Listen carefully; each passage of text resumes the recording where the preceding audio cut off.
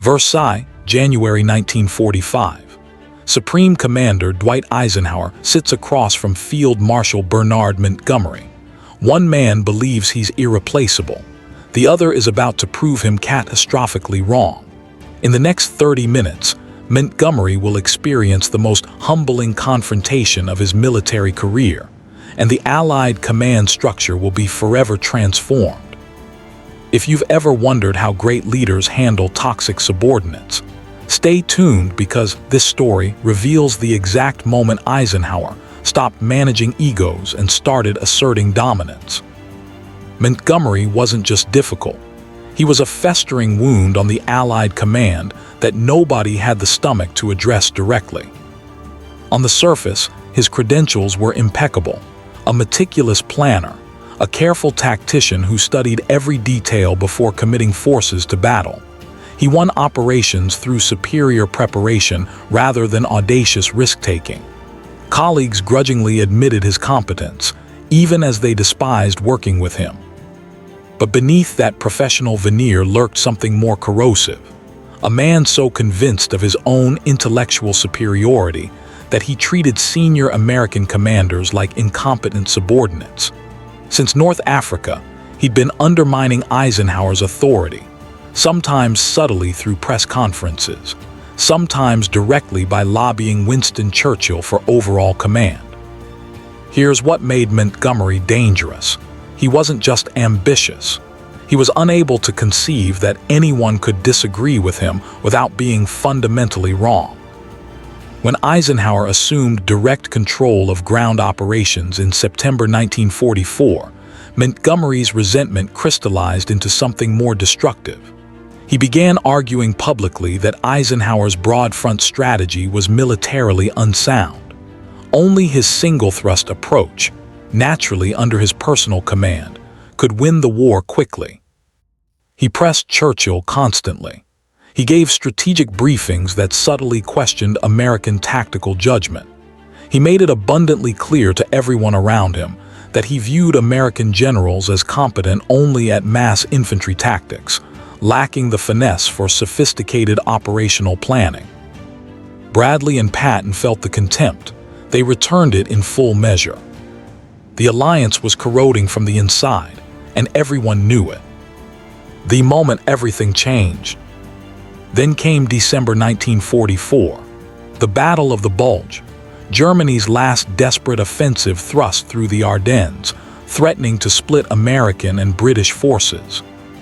For operational efficiency, Eisenhower temporarily consolidated command by placing two American armies under Montgomery's tactical control. It was a reasonable decision based on geography and command structure. Montgomery interpreted it as complete vindication of every criticism he'd ever leveled.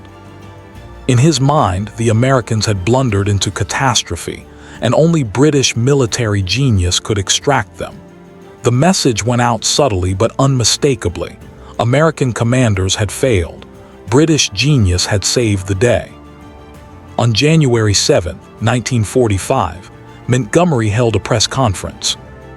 What he said would become the catalyst that finally broke Eisenhower's patience. Before we get into what happened next, you need to understand why this press conference was the final straw. Because Eisenhower had absorbed countless provocations up to this point. But this one crossed a line that couldn't be uncrossed. Montgomery essentially claimed personal credit for preventing an American military disaster. He implied that without his intervention and superior tactical judgment, the Americans would have suffered a catastrophic defeat. The implication was clear. American command was unreliable. British direction was essential. The reaction exploded across the Allied command. Omar Bradley threatened resignation rather than serve under Montgomery again. George Patton, furious beyond words, wanted to challenge Montgomery to a physical duel. American newspaper editors began questioning whether the alliance could survive if British commanders were allowed to publicly humiliate American military leadership. The fracture was no longer hairline. It was visible to everyone, spreading visibly, threatening to become structural failure. Eisenhower understood something that very few leaders grasp. There comes a moment when tolerating insubordination becomes enabling it, when patience becomes weakness, when diplomacy becomes abdication of authority.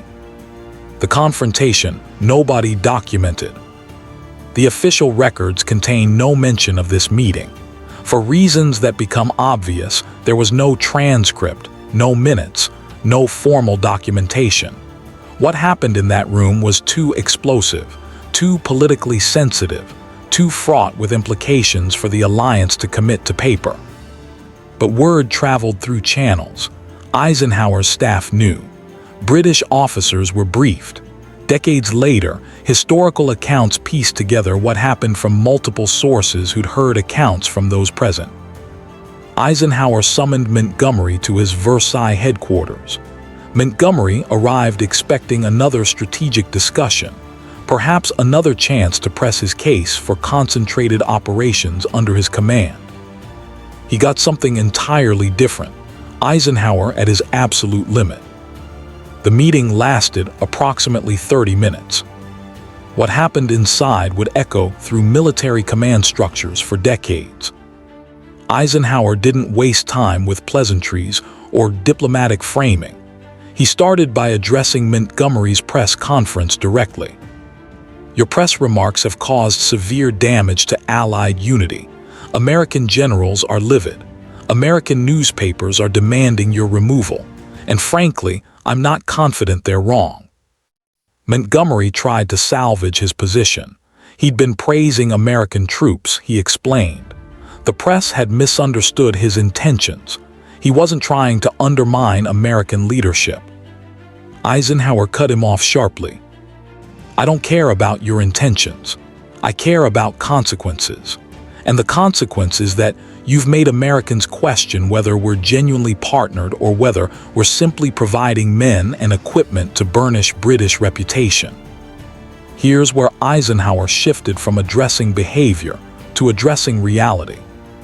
Then Eisenhower made something explicit that had been implicit for months. "You believe you should be running this campaign. You've made that abundantly clear in every conversation since September. So let me establish something equally clear. You're not running this campaign. I am. And if you cannot accept that, I will request Churchill to relieve you immediately." Montgomery started to protest. He began offering strategic reasoning, attempting to explain why his approach was superior. His tactical logic was sound, he insisted. His plan would end the war faster. That's when Eisenhower stood up from his desk and delivered the message that would define the entire encounter. Looking directly at Montgomery, Eisenhower spoke with complete finality. "Bernard, I'm going to say this once, and you need to understand that I mean every single word. You have exactly two options. First, you accept my command authority without any reservation whatsoever. You stop lobbying Churchill for my position. You stop criticizing American generals. You cease giving press conferences that undermine Allied unity. You conduct yourself as a subordinate commander who respects the chain of command. Second, you refuse these terms and I will personally request your immediate relief from command. Those are your only two choices. That is the complete menu of options available to you. Choose now." Now you might be thinking, Churchill protect him. Couldn't Britain pressure Eisenhower? Stay with this because the answer reveals something crucial about how power actually works in coalitions. Eisenhower continued, his voice level and cold. "I need to be clear about something else. The American military is now the dominant force in this theater. We're fielding more divisions than Britain. We're providing more equipment. We're taking more casualties. That's not criticism. It's fact. And facts create obligations. When American generals tell me they cannot work with you, I have to listen. When American newspapers question alliance integrity because of your statements, I have to respond." Then came the section that devastated Montgomery most profoundly. "You're a brilliant tactician. Nobody disputes that. Your operational planning is exemplary, but you lack political judgment. And in coalition warfare, political judgment equals tactical skill and importance. I've defended you repeatedly, after the Patton incidents, after the slow advance at Khan, after countless complaints from American commanders. I've absorbed considerable political cost defending you. I cannot do it anymore, not after this." Montgomery's face reportedly went pale. In his entire military career, nobody had spoken to him this way. Eisenhower laid out precise expectations for the future. "Going forward, you will coordinate with Bradley as an equal partner, not a superior. You will cease all lobbying of Churchill regarding command structure changes. Every press statement you make gets cleared through my headquarters first. You will actively conduct yourself in a manner that reinforces alliance unity rather than undermining it. You will treat American commanders with professional respect, not contempt. If you accept these terms completely, we move forward together.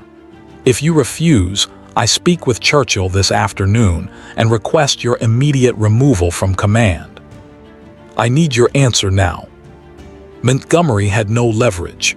He knew Churchill wouldn't back him, not after the damage the press conference had caused. He knew American numerical superiority meant American priorities would dominate. He knew Eisenhower meant every word. "I accept your terms completely," Montgomery said quietly. "You have my full cooperation." Eisenhower studied him for a moment. "Good. Then we understand each other. This meeting is concluded." What happened after this confrontation is almost more important than the confrontation itself, because it reveals the true measure of Eisenhower's authority. After Montgomery left, Eisenhower sat in silence for several minutes. Then he turned to Chief of Staff Walter Bedell Smith. "I should have done that 6 months ago." Smith nodded. "The British won't be pleased." "The British will understand," Eisenhower replied. "Churchill already understands. That's why he won't oppose me on this." Eisenhower was right. When Churchill heard about the confrontation, and he heard quickly, his response was pragmatic. According to British records, Churchill told his military chiefs, "Eisenhower has asserted his command authority. About time too." Montgomery needed to hear it. The Prime Minister understood something fundamental. Maintaining the alliance required accepting American dominance, even when it meant one of Britain's most famous generals being definitively put in his place. Montgomery sent a carefully worded letter to Eisenhower, drafted under Churchill's pressure, no doubt. It expressed complete confidence in Eisenhower's leadership and pledged total cooperation. The letter was stiff, formal, politically calculated, but it was also public acknowledgement of Eisenhower's supreme authority. More importantly, Montgomery's influence over American operations ended that day. For the rest of the European campaign, Montgomery commanded British and Canadian forces in his sector, but he had no voice in American strategy. When American forces prepared to cross the Rhine, Montgomery wasn't consulted. When the final push into Germany was planned, Bradley and Patton had direct access to Eisenhower. Montgomery received orders. He didn't participate in decisions. The demotion was subtle, but unmistakable. Everyone in the Allied command structure recognized it immediately. This confrontation reveals something essential about leadership that has nothing to do with 1945. Sometimes diplomacy fails. When it does, effective leaders don't try harder at diplomacy. They shift to authority. Eisenhower had spent months managing egos, mediating disputes, prioritizing harmony. It worked until it didn't. Montgomery's behavior had progressively violated every boundary. His narcissism had metastasized from personality quirk into genuine threat to operational effectiveness. American generals were threatening resignation. The press was questioning alliance integrity. The command structure was becoming dysfunctional. Eisenhower recognized the moment when patience transforms from virtue into enablement, when compromise becomes weakness, when diplomatic niceness permits toxic behavior to corrode the entire structure. He didn't have the luxury of maintaining relationships at the cost of effectiveness. He had to choose Preserve Montgomery's dignity or preserve the alliance. He chose the alliance. And it worked. Not because Montgomery suddenly became cooperative. He remained difficult until the war's end, but because everyone in the command structure now understood that Eisenhower's authority was absolute. Testing it had consequences. Challenging it resulted in removal. This confrontation also reveals the mechanics of power in coalitions. In 1940–43, British military experience gave British commanders actual leverage. Churchill could push back on American proposals. British resources meant something. British generals could exercise real influence. But by January 1945, the equation had inverted completely. American forces outnumbered British forces 3-1. American industrial production was supplying not just American armies but British armies. American casualties were mounting far faster. American divisions were becoming the overwhelming majority of Allied strength. The geopolitical reality had shifted. Britain was no longer the senior partner. It was the junior partner. Montgomery's refusal to accept this reality made him incompatible with his role. Churchill understood. That's why he didn't fight Eisenhower. The British Prime Minister grasped that the alliance could only function if American leadership was accepted as legitimate and supreme. Montgomery never forgot that confrontation. In his post-war memoirs, he was notably restrained in criticizing Eisenhower, unusual for someone known for generous criticism of colleagues. When asked about the incident years later, he would say only that Eisenhower made his authority clear and that the chain of command deserved respect. Those who knew Montgomery recognized this uncharacteristic humility for what it was: a man definitively defeated in a contest of wills, someone who'd been broken of a dangerous habit. Eisenhower, meanwhile, rarely discussed the meeting publicly. He understood that post-war Anglo-American relations required avoiding unnecessary British humiliation. His memoirs offer diplomatic assessments of Montgomery's contributions while carefully skirting their actual conflicts. In private conversations, Eisenhower was more candid. The confrontation had been one of the war's most difficult moments for him. He genuinely respected aspects of Montgomery: his tactical brilliance, his dedication, his care for his troops. But Montgomery's inability to subordinate ego to mission made him ultimately incompatible with coalition command.